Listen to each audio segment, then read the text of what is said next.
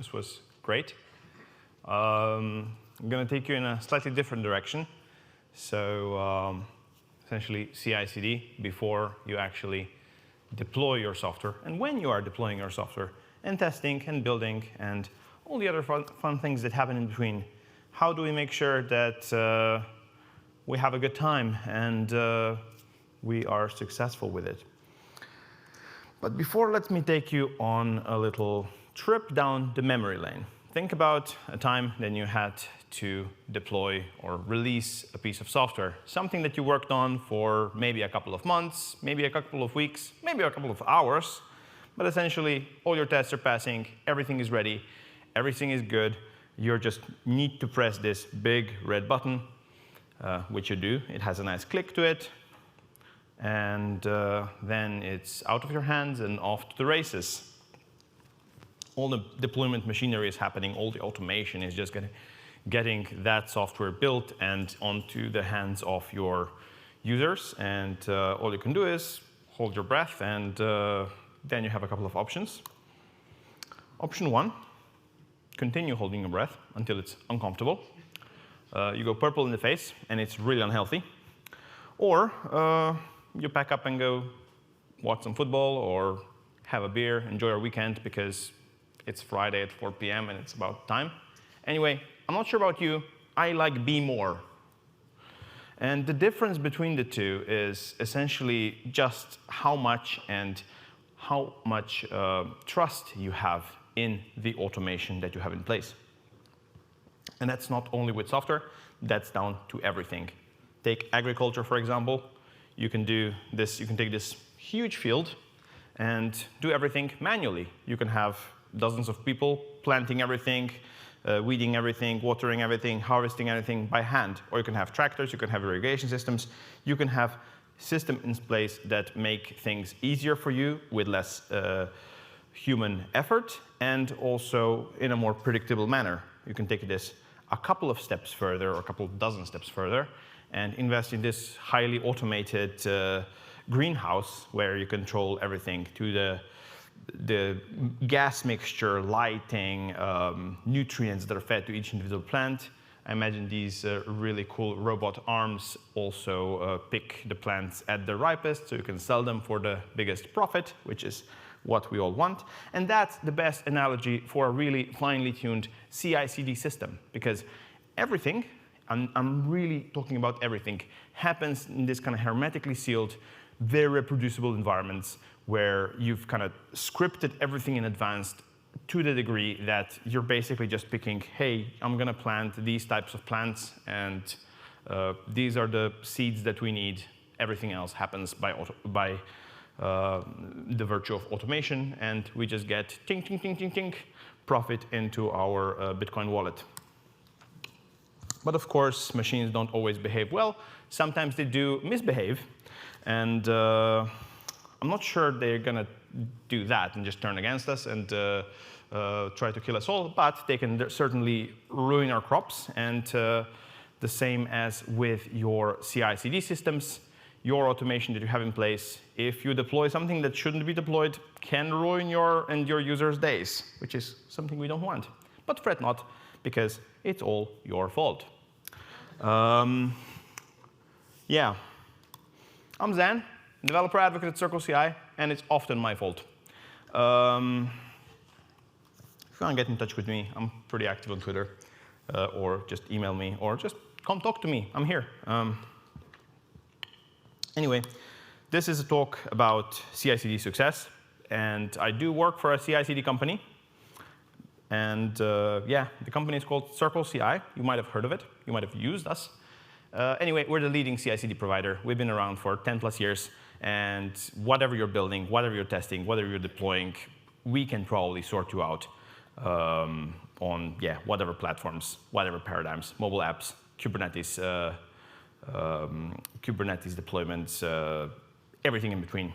We can probably help you out. But this is not a talk about CircleCI. This is a generic CI/CD talk with a bunch of practical tips and tricks.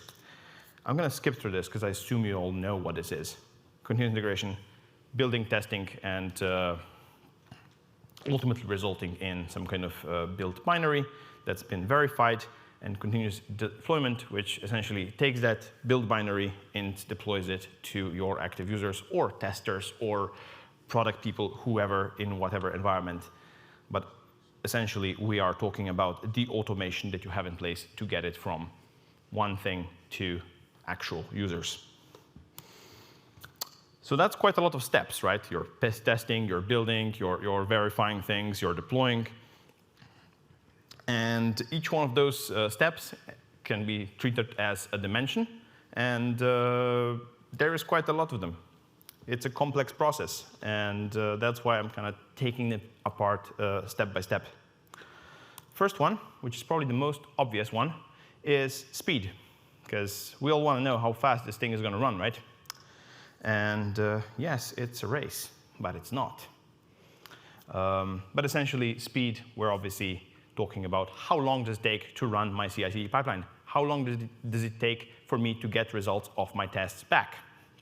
And it's also things like time to recovery from when for example, my default branch, my main branch was green, all the way to when it was back to, went red, it didn't pass the build, all the way to what it needs to do to make it back to green. Or it could be an organizational thing like shipping a feature, or even onboarding a new team member. You can tell them, hey, read through this CI/CD pipeline configuration. You can probably get a good idea of what we're actually doing and where. And obviously, that can save you quite a lot of time just reading through documentation, et cetera, et cetera. Running pipelines faster, there's a couple of things you can do. First one is think about what kind of resources you're using to build. So are you trying to build your images with like a lowly, I don't know, 1 GB of RAM and a single vCPU, or you're doing it with something more beefier? Usually, well worth a try if you can just increase the amount of resources, see what's being consumed, and just kind of adjust it. If you use a cloud-based tool, you can do that pretty easily, just a single line of code change. You can also cache things, like cache your dependencies, cache your artifacts, and save that time, save that from doing it again in the next run. Or you can run jobs, and especially tests, in parallel. For example, if you have a long-running test suite, I've had an example where I had an 8-hour running test suite, basically. If we had parallelism at that point, we could have just split it down to, like, I don't know, 20, 30-minute test runs that would just not make us go wild each time it failed. But unfortunately, that was way longer ago, so it wasn't really possible. Anyway, split tests, split jobs, make sure that they can run in parallel as much as possible so that you save yourself time and you get that valuable feedback as soon as possible. And sometimes, like, if you have like really extensive test suite, integration tests, et cetera, maybe you don't have to run them as part of your regular CI/CD flow. So push, commit, push, and build. Maybe you can run them nightly, and that's another really good way to speed up things. This is London, West London, and this is how it looks on a good day. It's pretty red, and it means that it's all bottlenecked. A couple of months ago, we had the tube strike, and I fondly remember trying to get to Central from Ealing, where I live, and it wasn't pretty. It was all dark red throughout the town. And this is what a really big kind of bottleneck looks like in your CI/CD system. If you want to ship something and it's all broken, you can't really get your build to pass. So for that, it's important to recover from failures as fast as possible. For that, you want to understand what's happening with your jobs, with your workloads. And for that, you need to log everything. And as much as is possible for your platform, for your tool. Every platform is different. Every tool is different. They all have some kind of debug or verbose modes that can give you more information. How to get that logs out of the tool and out of the CI/CD tool as well, because you want to sometimes grab through them. You want to use some kind of other tool to essentially query those logs as Daniel was just talking about. It's very valuable if you can get that information as fast as possible into something that's more easily to consume. And ultimately, you can also debug your builds as they fail. So we do have this nifty feature called SSH debugging. So you can SSH into a running container or a running virtual machine and see, hey, this is the state of my application at the point when it's broken. This is why it's broken. You can poke around. You can see exactly, yes, this is maybe the reason. Change some things in the environment. Redo your script, so you don't have to like rewrite everything all the single time. But anyway, you know, I said in the beginning that it was a race. It's not. It's more of an ambulance, because it should go fast, absolutely, but it should also keep carrying the same payload in as big as possible manner. So like the signal that the payload is essentially is telling you this app is good, this build is bad, because you're not running enough tests, should be as strong as possible. So find that balance. Anyway, that was speed. Next one is security, obviously. Before we get hacked and we need to figure out how to rectify our vulnerabilities, we can prevent that. For that, we can use our tools to keep our credentials safe. So outside of your Git repositories, keep them in your CI/CD tool so it can get injected automatically. And you can also make sure that they're injected whenever it's important, whenever they're actually needed. So for example, your deployment credentials are only needed in your deployment jobs. They don't need it they aren't needed in the test that, I don't know, runs your unit test or something like that. So think about where these these credentials are needed and just apply them. Then automated security scanning, obviously. There are a bunch of tools that will scan your dependencies, scan your containers for known vulnerabilities, let you know what they are, and let you address those. And lastly, you can do things like manual controls to manually approve jobs and even say who in your organization is allowed to do that, so that if you have a delivery manager person, that person can be the sole person responsible to actually trigger your production releases. And that's all possible. And you can really model your CI/CD flows based on what your organization needs, and without having to resort to a lot of manual work. But there's more. There's more beyond the core tool. One is actually getting the changes that we're trying to get and making sure that we're ultimately validating with our end users in productions and knowing what happens. So if you use like an observability tool, for example, you can say, hey, I've just deployed this version. This is a new tag that's live. If you see anything going wrong, please let me know. And you can get those information from your CI/CD tool into wherever you're monitoring your production environment. And that's not the only tool that you can do. You can get that build and deploy information also to your product management tools, like Jira, for example. You can say, yes, this bug was fixed with this deploy, and here is the demo environment where you can validate it. And of course, you can always Slack or email or page the person who's necessary to get either the pipeline moving across or just who needs to know about something that's happening. So think about where else can your CI/CD information about your pipelines, about your work, be valuable. It's never a DevOps talk without people. And yes, it is the whole organization's responsibility, just because everyone benefits from it. So yes, it should never be a single person responsible for it.